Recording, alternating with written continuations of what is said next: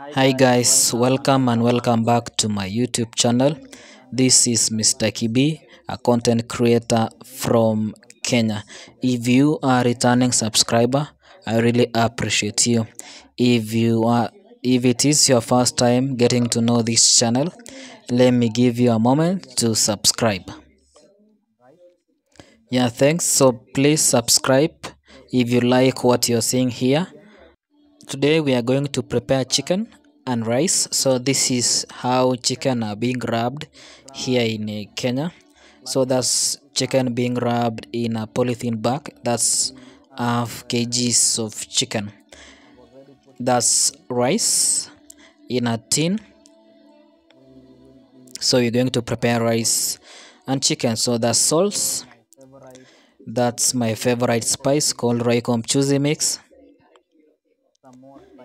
And that's chicken curry. So basically I'm showing you the spices they're going to use. So that's oregano, that's rosemary spice, those are mixed herbs,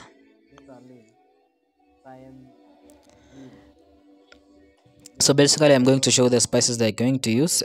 All that's the paste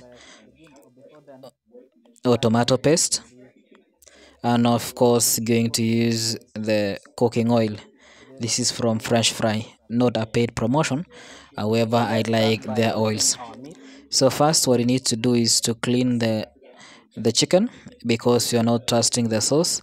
So many hands have touched this chicken, so it's important that you get to wash, and you never know whether they did get to wash when they were making or when they were slaughtering the chicken. So let's get to wash it.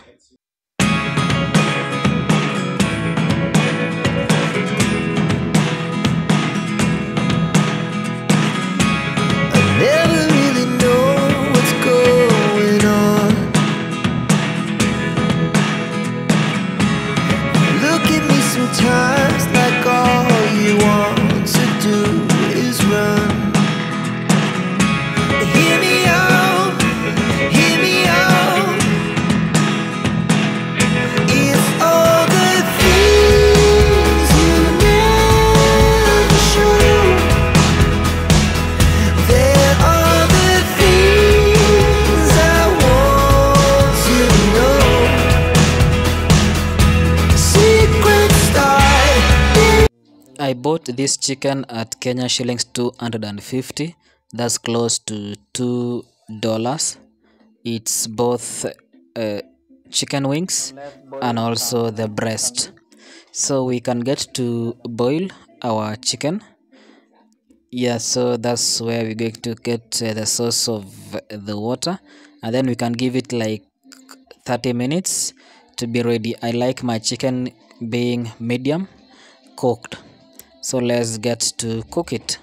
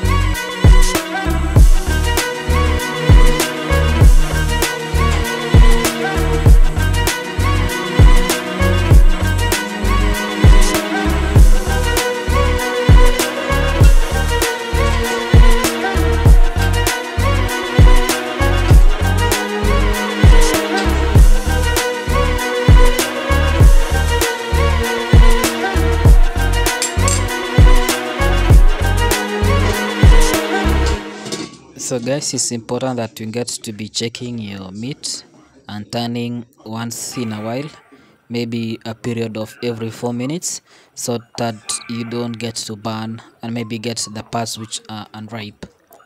Yeah, so that's meat turning on well. Let's get to turn it and then see how well it's boiling and getting ready. So I like the smell that's giving. It's really nice and sweet. Can't wait to give it a try. At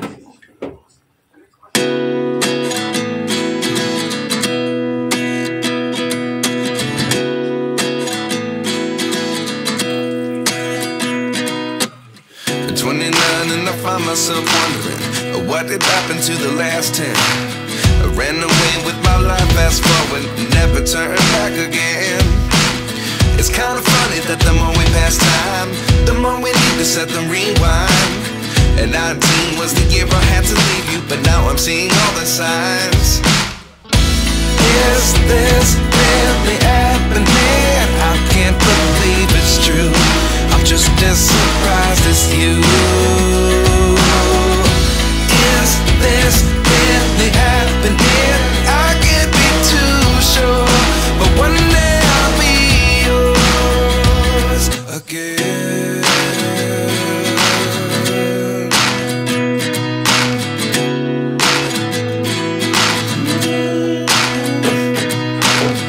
Life lessons come one in a dozen. The other 11 give something from nothing. I sit here looking for an answer. Maybe the biggest question was in the last chapter. You gave me the soul I have today. Without you I never could have moved away. But now I see what you teach. I do believe I always should have stayed. Yeah. Is this really happening? I can't believe it's true. I'm just as surprised as you. Is this really happening? I can't be too sure, but one day I'll be yours again. One day I'll be yours.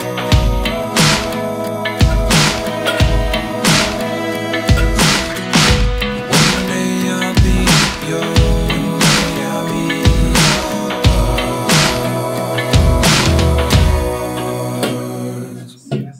Life lessons come one in a dozen. The other 11 give something from nothing. Life lessons come one in a dozen. The other 11 give something from nothing. Life lessons come one in a dozen. The other 11 give something from nothing. Life changes just open the door. One thing's certain, I'll always be yours. Is this really happening? I can't believe it's true. I'm just as surprised as you. Is this really happening? I can't be too sure, but one day I'll be yours.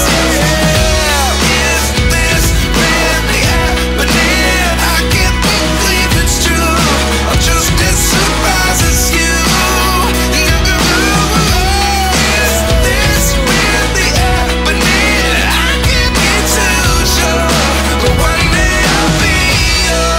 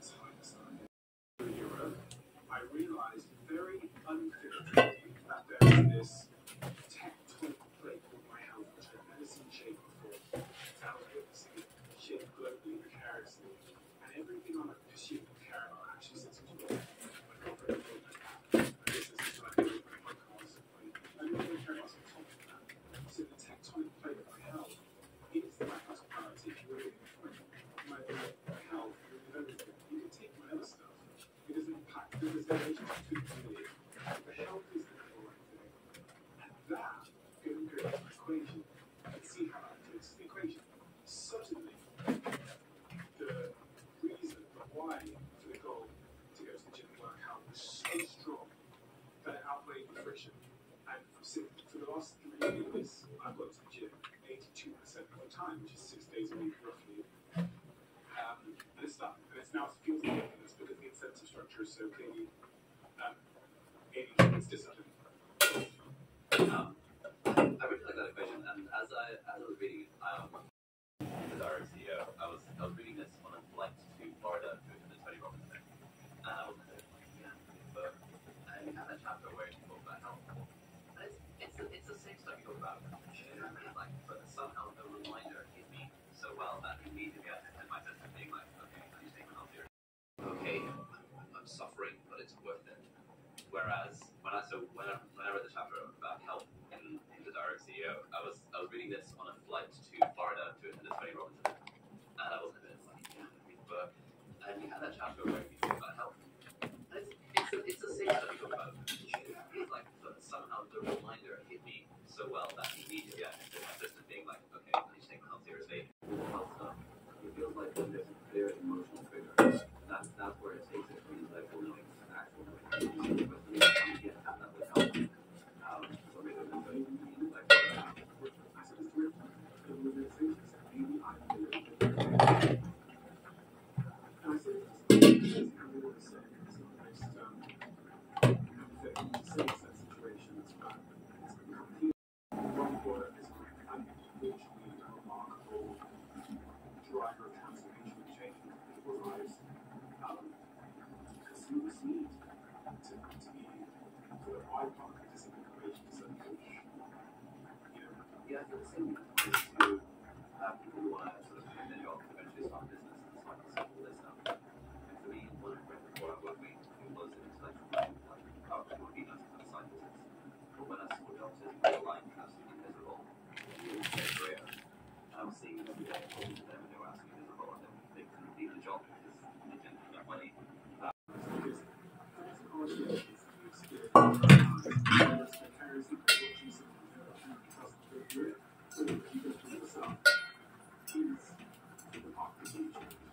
That's why I say painful because I'm working out in so they can stop it, please. Because all your friends and guys are asking questions, how can you get enough? Myself, how to put something and that's why I say sometimes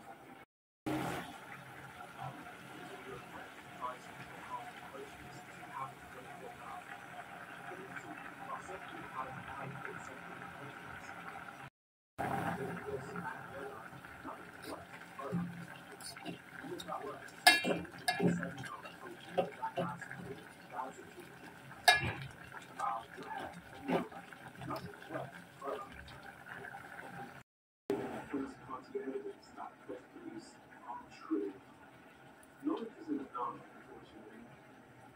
It is so times when the existing belief isn't super strong stuff. But if it's just specifically, I'm a public speaker and I can't do that, it's super strong. Then the only way to counteract it is with first party evidence, which is that, well, stepping outside of the contract. So it's very unusual. You buy fuel. I believe in fuel.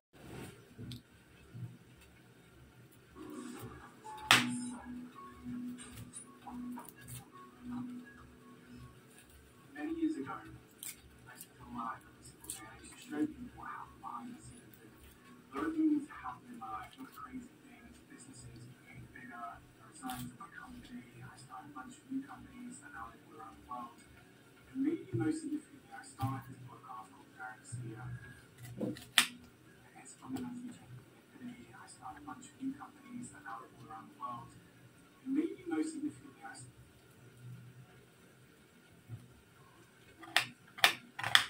this podcast called Direct CEO. It's fundamentally changing my life. The biggest thing is to change my life because of you, have made the decision to watch what it says, to share it with friends. And I've been thinking in the last 12 months, how can I take this audience a little bit deeper, a little bit more value? How can I show you naturally, you don't get to see when the camera is purely Direct CEO, it's not wrong. I'm launching this new channel that you will get to see every day.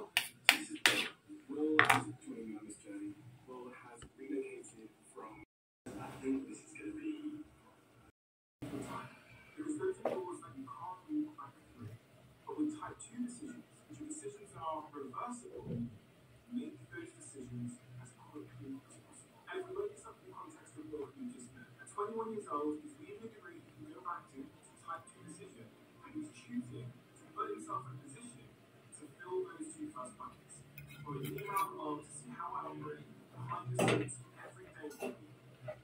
No advice. I think that's a have to say, big decision. Decisions are fast and coming. Wow. This is the first chapter. This is the first page. This diary, behind the diary.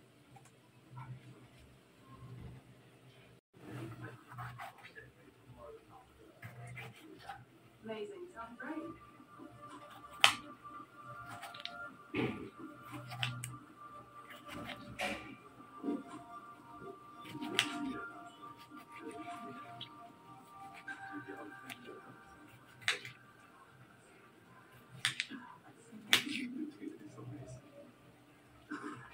I'm now getting emotional. I lost a baby because I wanted him to be around. See how amazing he is with my needs. He's the most loving person ever. And so I want to have a relationship with him.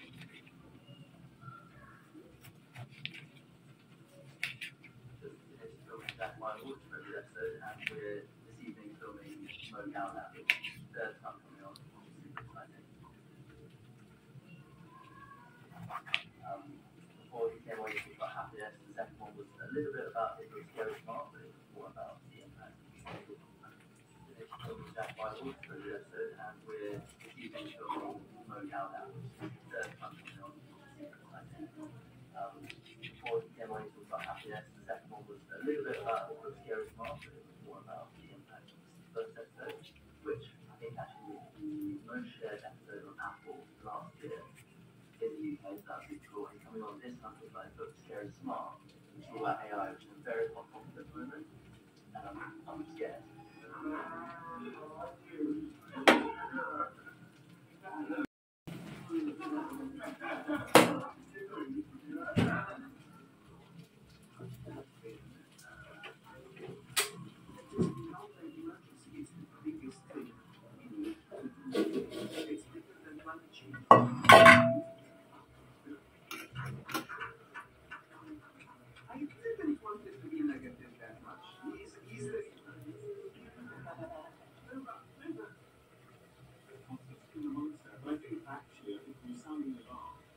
I think we should talk about it out first.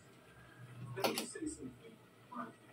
After doing this podcast for a couple of years now, whenever I ask psychologists and psychiatrists why people change and what happens in their lives that cause them to change, they say that change happens when the pain of staying the same becomes greater than the pain of being changed. And so when we're thinking about how to change big corporations, people's cultures, mindsets, our relationships, ourselves, one of the things that we can do is to bring the crisis closer.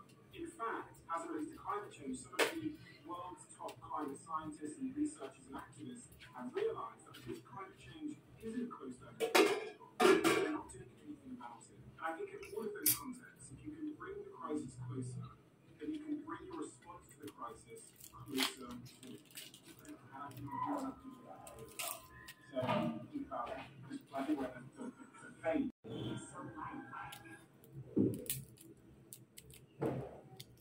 People's voices. That's how it sounds. It really is so vital.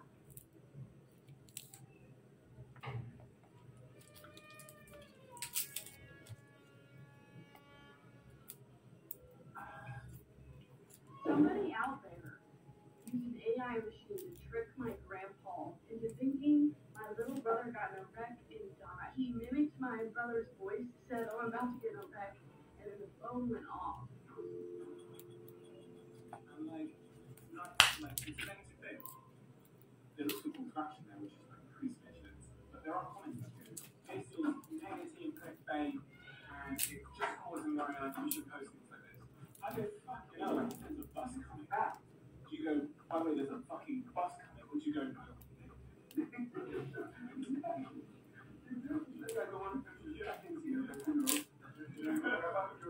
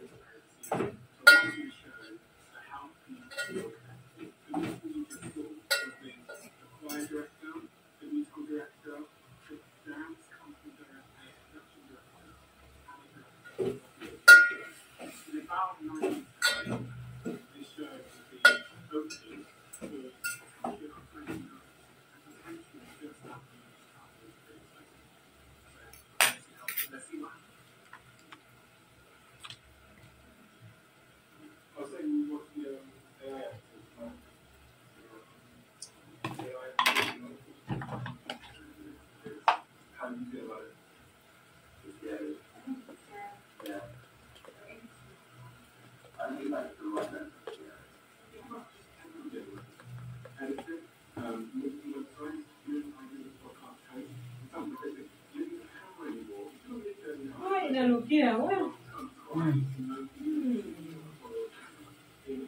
Vizuri ama? Inanukia vizuri sana. Kunukia inanukia wewe. Kunuka ndio kunuka vibaya. Kunukia ni vizuri.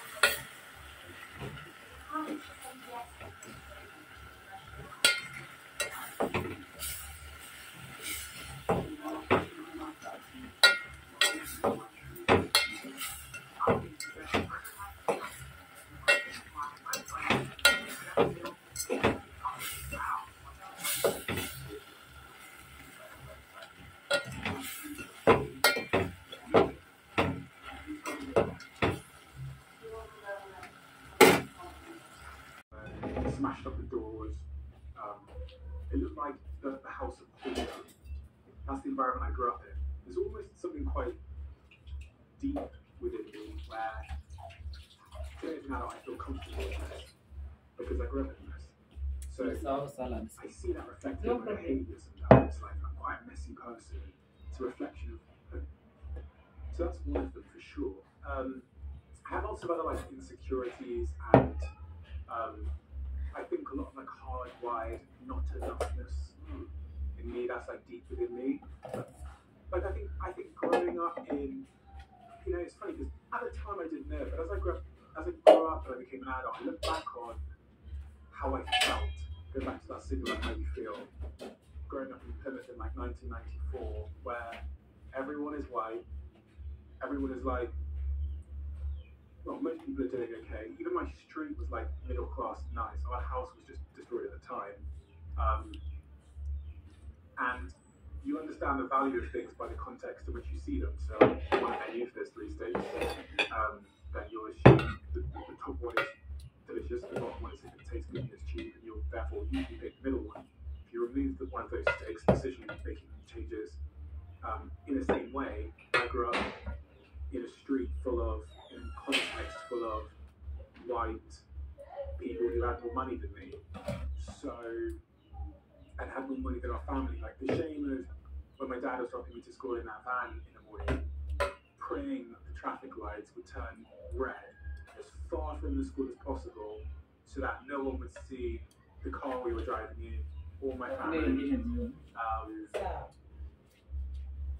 All those things, you look, reflect on these things, how enduring that feeling was throughout my life. Like, pretty much, I think there was one kid in the like 16 years that I lived in that city, grew up, that knew what it is. Imagine that. Because when people would drop me home, when at school, come into my house and see that we lived in like, you know, in a mess. And you imagine just that subtle, constant desire to avoid the shame you're feeling and to fit in. Chemically relaxing my head until I was about 60 years old. Like, if you look at the old pictures of me,